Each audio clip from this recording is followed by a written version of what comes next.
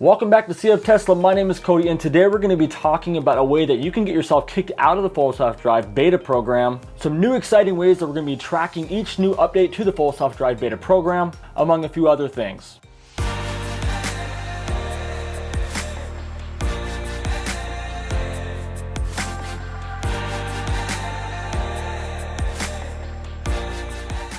Right, so first off, what y'all came to hear about is how can you get kicked out of the Tesla full self-drive beta program. Now, we've spent a lot of time on this channel talking about how to get into it. Countless times people have asked the question, how do I get my score up? And you put in so much time and so much effort. If you've gone into the beta program, it's because you've sacrificed a lot. You've been driving like a granny.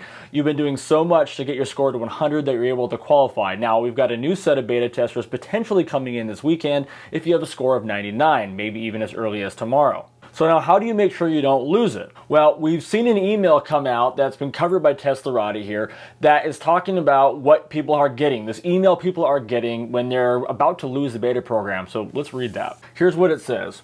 Hello, you are receiving this email because telemetry from your vehicle was flagged for improper usage of the full self-drive beta feature. Specifically, while using the full self-drive beta feature, you or another driver of your vehicle received 2 or more strikeouts, which resulted in the loss of autopilot availability for that drive, or at least 1 strike per 5 kilometer, which is about 3 miles, driven on autopilot, which is a visual and audible warning that requires attention. This is your only warning. Please keep your hands on the wheel and remain attentive at all times when using autopilot.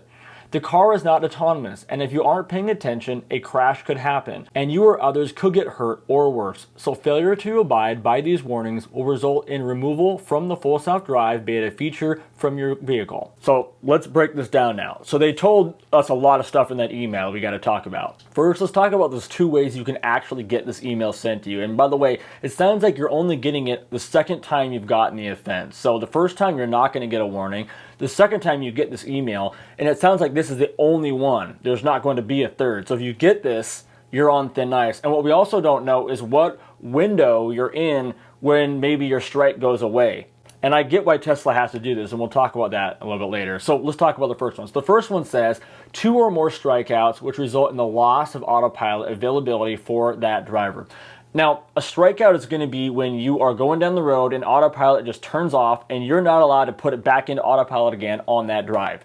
So basically, I mean, the main way that that's happened forever is if you just keep your hands off the wheel. And this email does allude to that. It says, keep your hands on the wheel. It doesn't say specifically that that was the error that this driver made, but it does highlight it in this email. So I'm assuming that is what happened.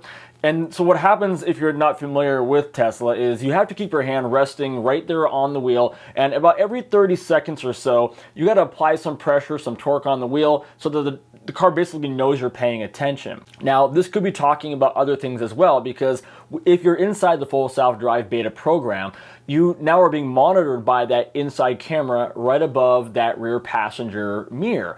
And so one thing that I've tested out in the previous video I showed this is that if you do hold your phone up, you will get an alert on your screen as well to please pay attention. And same thing as if not touching the wheel, if you get enough of those, it will terminate your drive. It will not let you run anymore on autopilot or the full self-drive beta program. And I have gotten these alerts before as I was trying to figure out really what the standard was for this so that you guys would know.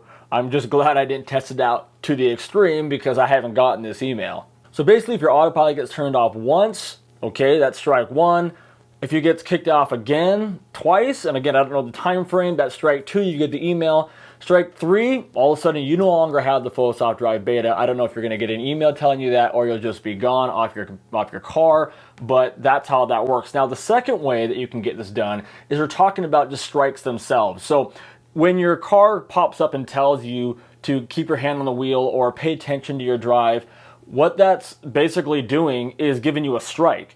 And so they're saying in this email that if you get at least 1 strike per every 3 miles or 5 kilometers driven on autopilot, which is again a visual audible warning that requires your attention, that you will also get this email. That's the one that leaves a lot of question for me, because at least 1 strike. So, I mean, when you're driving an autopilot and you're keeping your hand resting there, I mean, when you're driving in the city, like that can happen multiple times if you're not holding just right. Now there's a little bit of confusion in the email. It says specifically while using the full self-drive beta feature, you or another driver in your vehicle could, if they receive one of these strikes. But in the strikeout definition, it uses the words autopilot, not the full self-drive beta feature. So it sounds like it's saying this only happens if you're using the beta feature. So if you're just in regular autopilot, maybe you don't have it turned on at the time or whatever, it's not going to count against you. But because they include both the verbiage here, it does make it a little bit confusing. So obviously, if you're in the beta and you want to stay in it, I would highly recommend that you treat anytime you put it into autopilot or full self-drive, that you're constantly keeping your hands there and you're making sure you don't get any of these dings. And if you're in a time where you don't think you're going to be able to pay as much attention and really focus on your pressures on the wheel, just don't turn it on. Also, thing to note is that it says that one of the drivers in the car. So if you share your car and there's multiple profiles in your car, it's against the car itself. It's not against you specifically. So even though maybe I, as the guy who has been trying to get the beta, want the beta, maybe super careful. Let's say my wife gets in the car and she's dealing with kids and everything else, and she's got the full self-drive beta turned on in her profile. Well, then she could be the cause of why I lose the beta myself, and I might not even know what's going on. So you need to make sure that all the drivers that are using it in your vehicle, that you sit down with them and you have a conversation about, hey, this is very important. We can't let this happen, because it's very easy to get strikes when you're driving, especially in the city. And I want to really, I know we already said this, but I want to really reinforce that, because it's a big deal. I mean, when you're driving in the car, you see the wheel. It's jerking all over the place as it's trying to make decisions, turning left, turning right, dodging cars, swerving, going in and out of lanes, that your hands are constantly moving on the wheel. If it does it enough and you're not able to put a little torque on that wheel in that process, you can get a strike. And so just be really aware of that. If you do get a strike, maybe turn it off for a couple of miles, drive a little ways, and turn it back on again.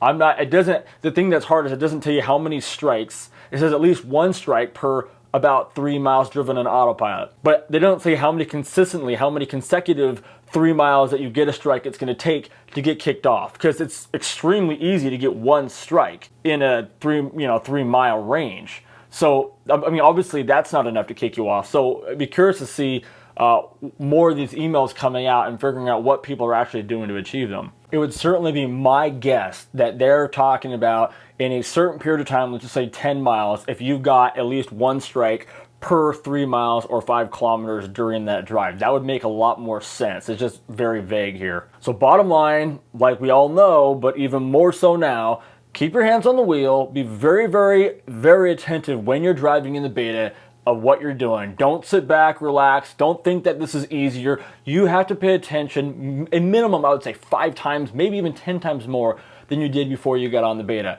And that shouldn't surprise you. You pressed a button to get into a beta program where you're going to be part of helping send data back to Tesla to make the program better. When you press that button, you shouldn't have been under the understanding that by pressing that, you get to sit back and have your car drive for you. We are a long ways from that. Everyone who has the beta knows that. That is not what you signed up for. You signed up to pay more attention, way more than before, no relaxing, no sitting back and just letting the car drive you around.